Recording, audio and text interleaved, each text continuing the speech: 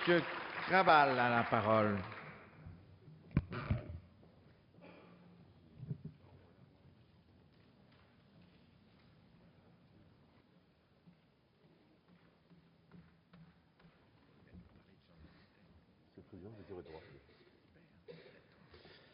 Monsieur le Président, Monsieur le Ministre, Monsieur le Président des Commissions des Affaires sociales, Monsieur le rapporteur, mes chers collègues,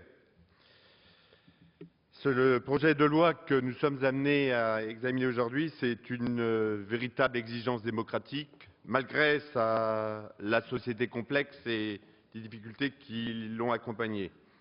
En effet, comme ça a été dit, les récents scandales sanitaires et environnementaux, que ce soit les effets du Mediator, de l'amiante, des prothèses mammaires PIP, etc., mettent à jour des lacunes concernant la prévention et la gestion des risques, les conflits d'intérêts et la protection des experts qui alertent sur la dangerosité de certains produits ou procédés.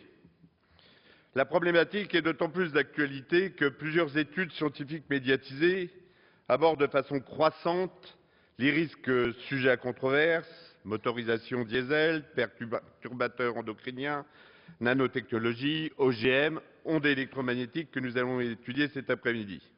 Donc il était nécessaire de réfléchir à un encadrement juridique progressif de l'indépendance de l'expertise scientifique. La proposition de loi que nous examinons aujourd'hui vise à améliorer le partage des connaissances scientifiques entre experts et avec la société civile. L'exposé des motifs explique que le manque de procédures claires de gestion de l'alerte favorise l'éparpillement des réactions et provoque une perte de temps entre l'alerte et les réactions visant à limiter les dommages à la santé ou à l'environnement. À la suite des affaires du sang contaminé et de l'amiante, a été votée la loi du 98-535 du 1er juillet 1998 relative au renforcement de la veille sanitaire et du contrôle de la sécurité sanitaire et des produits destinés à l'homme.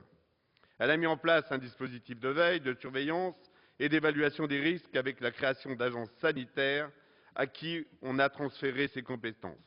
Ce dispositif a été encore amélioré avec la loi du 9 août 2004 relative à la politique de santé publique. Mais cela n'a pas permis d'éviter les scandales sanitaires et environnementaux récents. En effet, ça n'a pas permis de confronter les expertises indépendantes et une réaction rapide.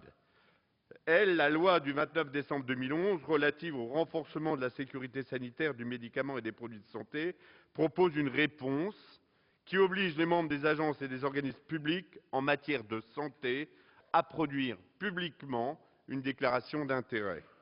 Les laboratoires pharmaceutiques doivent également maintenant rendre publics les avantages versés aux professionnels de santé et aux établissements de santé. L'Agence française de sécurité sanitaire des produits de santé, qui est devenue l'Agence nationale de sécurité du médicament et des produits de santé, bénéficie d'un renforcement de ses prérogatives. Par exemple, elle peut évaluer les bénéfices, les risques des produits à finalité sanitaire destinés à l'homme et prononcer des sanctions financières et peut alerter l'opinion publique et les professionnels de santé à propos de ces produits. Les patients peuvent aussi déclarer leurs effets indésirables. En outre, l'ANSM a mis en place un service de déontologie et d'expertise.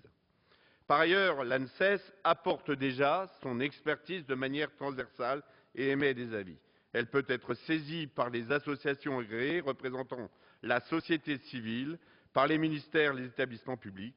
L'agence dispose maintenant d'un comité de déontologie et de prévention des conflits d'intérêts. Mais ces dispositifs d'alerte sont incomplets pour éviter les suspicions entre les experts et les pouvoirs publics. Il s'agit alors d'améliorer la transparence et permettre de distinguer les faits avérés de la calomnie. La proposition de loi vise donc à compléter ces mécanismes sans les remplacer, en créant un traitement et un suivi systématique des alertes. Les lanceurs d'alerte sont donc ces personnages apparus dans les années 90 face aux risques associés au domaine professionnel. Le lanceur d'alerte est défini, il s'agit de toute personne physique ou morale de bonne foi qui rend public ou diffuse une information concernant un fait, une donnée ou une action dès lors que leur méconnaissance lui paraît dangereuse pour la santé publique ou pour l'environnement. Certes, le Grenelle I du 10 février 2009 qui avait entrepris cette réflexion, a laissé sur le bord de la route la question du cadre juridique de protection du lanceur d'alerte. Il s'agit donc aujourd'hui de le construire ensemble. Et au sujet du gouvernement précédent, je tiens à vous dire, à nous, ma préoccupation sur le décret du 12 juillet 2011. Il a limité fortement la participation des petites associations environnementales qui ont pour certaines des compétences d'expertise avérées. Monsieur le ministre, vous représentez aujourd'hui le gouvernement dans nos débats. Je me permets de vous interpeller particulièrement sur ce décret qui doit être modifié pour donner toute la place qu'elle mérite aux associations qui témoignent de réelles compétences d'expertise, afin qu'elles puissent peser pleinement sur les décisions publiques en matière environnementale. Cette proposition de loi est volontariste. Elle a été amenée à être modifiée au niveau du Sénat dans sa première lecture et a permis donc de renforcer ce texte initial. Au Sénat, le rapporteur, M. Ronan Dantec, a convenu qu'il fallait que la proposition aboutisse dans une logique de simplification à moyens constants, avec la nouvelle Commission nationale de déontologie d'une structure moins lourde, avec des compétences plus précises pour ne pas dégrader un peu plus le compte public. En ces temps de rigueur budgétaire, nous avons là un bon accord pour répondre à l'exigence d'une meilleure application des grandes règles de l'expertise. Les spécialistes de ces questions semblent unanimes sur la nécessité de ce type de structure et sur la rationalisation des critères d'impératif en ce qui concerne l'expertise et le traitement des alertes. Au sujet des lanceurs d'alerte, la proposition de loi initiale avait pour intention de leur garantir une protection de leurs droits pour diffuser des informations sans subir des mesures de rétorsion discriminatoires ou d'atteinte disproportionnée à leur liberté d'expression.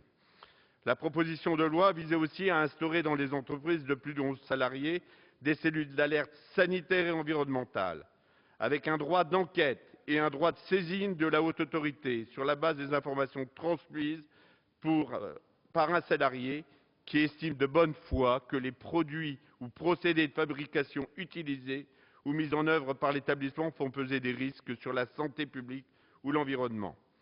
Pour aboutir ensemble à un texte de loi consensuel et efficace, vous avez réussi à trouver des compromis sur les points qui faisaient encore débat et sur des points qui restaient imprécis. Les syndicats ont fait valoir leurs arguments en audition pour amender le texte issu du Sénat. D'abord, le calendrier n'était pas très heureux, compte tenu des négociations importantes à l'ordre du jour. Valider dans la loi de l'extension des commissions du CHSCT au moment même où elles se négociaient n'était pas opportun. Et en termes de financement, décider des nouvelles compétences sans moyens supplémentaires aurait posé des nouveaux problèmes à gérer. Ce n'était donc pas heureux. Les travaux en commission ont cependant atteint un bon équilibre avec la préservation de la dimension collective de l'alerte et la précision du circuit de l'alerte. La Commission nationale de la déontologie et des alertes a également connu des améliorations significatives en commission. Elle sera désormais compétente pour définir les critères de recevabilité d'une alerte, ses missions, sa composition et le spectre des personnes habilitées à le saisir ont été maintenant précisés. Dans le texte de la Commission, il a ainsi été prévu une motivation des décisions prises par les ministres compétents suite à la transmission d'une alerte par la Commission, ainsi qu'une information en retour de la personne qui a saisi la Commission. Je tiens à manifester également mon soutien à l'effort en termes de parité qui a été retenu avec une représentation équilibrée des femmes et des hommes. Au final, après toutes ces étapes, nous avons aujourd'hui un texte issu de commission plus cohérent, plus précis, moins coûteux et dont l'efficacité a été améliorée. Cette proposition de loi perfectionnée vient clairement combler un manque important à la fois sur les règles déontologiques, sur l'expertise et sur la protection des lanceurs d'alerte. Nous avions déjà un arsenal juridique, mais personne ne conteste que ces défaillances témoignent sur la nécessité de ces améliorations. Les députés du groupe 2RDP sont profondément attachés à la rationalité, à la science et au progrès. Mais depuis 2 siècles, et plus particulièrement depuis quelques dizaines d'années, nous sommes également convaincu que nous devons inventer des nouveaux modes de gouvernance. Face à l'accroissement des risques sanitaires et environnementaux, les élus ont une responsabilité particulière pour satisfaire à l'obligation impérieuse de protection de nos concitoyens. Ainsi, pour répondre à cette exigence, nous saluons le travail constructif du Parlement et nous voterons bien sûr cette proposition de loi. Pour conclure, je ne résiste pas à la tentation de citer Jean de La Fontaine dans la fable « Les deux taureaux et une grenouille ». Comme nous avons pu le voir jusqu'à présent, hélas, on voit que de tout temps, les petits ont pâti des sottises des grands. Je forme le vœu, au nom du groupe 2RDP, mes chers collègues, que l'adoption de cette proposition de loi invalidera pour nos lanceurs d'alerte cette morale de l'illustre fabuliste de Château-Thierry. Merci à vous. Merci, mon cher collègue. D'habitude, on avait Jean de La Fontaine avant la conclusion. Mais merci en tout cas. Prochaine séance cet après-midi à 15 h, suite de la proposition de loi relative à l'indépendance de l'expertise en matière de santé et d'environnement. Proposition de loi relative aux ondes électromagnétiques. La séance est levée.